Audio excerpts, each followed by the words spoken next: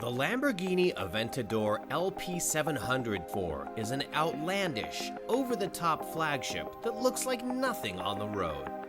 So how do you make this angular two-seater even more extroverted? You ditch the roof. Except this time around, Lamborghini didn't make a sloppy, toupee-like cloth top like they did with the late great Murcielago. For their latest carbon-bodied flagship, they engineered a body structure that strives to combine the best of both worlds, functionality and beauty, while leaving that glorious 217 mph top speed unchanged. Welcome to the Aventador Roadster. Here at Homestead, Miami, we've been jumping in and out of different Aventador Roadsters, and the first thing that hits you over the head is everyone is different. Each one is like a fingerprint. It's got its own unique kind of personality. And that's sort of the side effect that you get with a handmade car like this. The handling dynamics are totally different from car to car. Some cars in Corsa mode are understeering when you're coming out of a corner. Others are gripping more, but the common thread is you get a lot more stiffness, you get a lot more responsiveness, and you get this almost untamable sort of like edge out of Corsa mode. A really interesting car to compare in terms of character is the Audi R8. It's got the big mid-engine configuration, but it's got such a tamer personality. You feel like the car is working with you to get you from A to B, and it wants to help you around the corner. This car challenges you. You really have to get your braking points right, your apex right, and your exit just flawless. But when you do, it rewards you with this incredible surge of acceleration.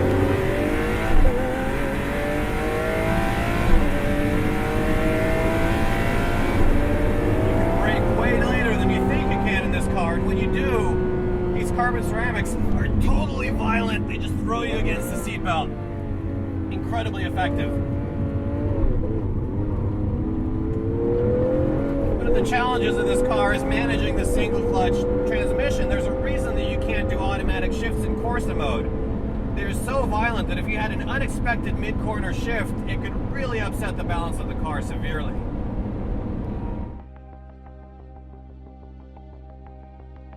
For open-air duty, Lamborghini engineered two-piece removable carbon fiber tops, each of which weighs just 13.2 pounds. The tops are made from an outer forged composite material wrapped around a high-pressure resin transfer molded section. They're strong, light, and actually serve as a stressed member, so they help the Roadster achieve near coupe-like stiffness levels when they're in place, while offering an impressive 22,000 Newton-meters per degree of flex with the top off, making this open-air car actually stiffer than the hardtop coupe version of the old Murcielago. In fact, the tops are so effective at reinforcing torsional rigidity that Lamborghini's lead engineer says that driving with one panel on would result in what he calls dynamic chassis distortion. The pieces take up precious room in the already tiny front cavity when they're stowed away. With these carbon fiber roof panels in place, the Aventador Roadster is surprisingly quiet on the track. However, if you lower the back window, you hear the full song of that V12 and it changes its character entirely. Listen to that.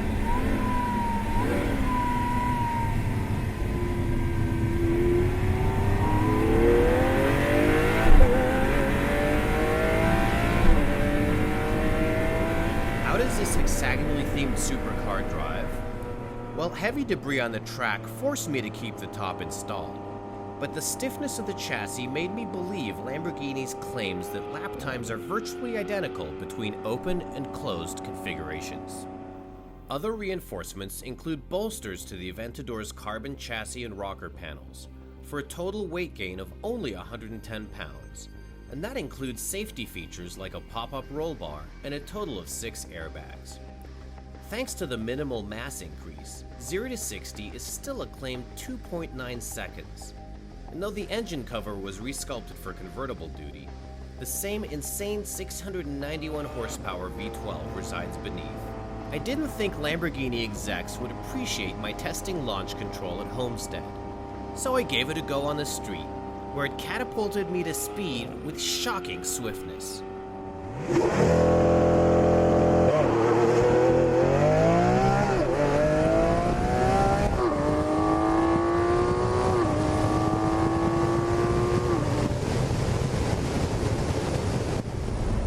hard not to feel like the center of attention when you're driving in this bright yellow Lamborghini with the top down, but it's also not hard to feel like you're alive. This thing is coursing with life force. You talk about the multiple personalities of this car. You've got three modes: Strada, Sport, and Corsa. You shift it into Corsa, you don't even have to be nailing the throttle and you hear this different engine note because of the exhaust valve. It's got so much power routed through all four wheels, you know. Everything feels so immediate and so elevated. Even at constant speeds, it just reminds you that it's throbbing, it's alive, it's there. Are there a few disappointments in the cabin? I think so. This car is equipped with the optional carbon fiber trim, but in standard form, these bits are plastic, which really does not befit this car's price point. As much as this car is challenging to drive fast, there's also aspects of it that kind of echo that sort of funky kind of difficulty on the inside, you know, these angular surfaces and these modern shapes and kind of the way it imposes itself. It just does not blend, it does not apologize. Either you like its personality or you don't. Well, I can't decide what I like more. The visual statement this car makes with its alien spacecraft looks and its obnoxious colors, or the amazing sounds from the engine. The Aventador Roadster may be frightfully exciting to drive at speed, but realistically, it will see way more action on the world's ritzy boulevards than it will on racetracks. But what we love about this newest flagship is that the Italian manufacturer is more serious about engineering than ever, with an artfully carved roadster version of an already striking car, one that likely couldn't have been brought to life without the oversight of corporate parents like Audi.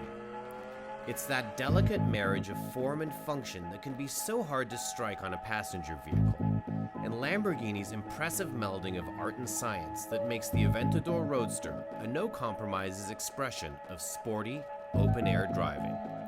For Car and Driver, I'm Basem Wasef. Thanks for watching.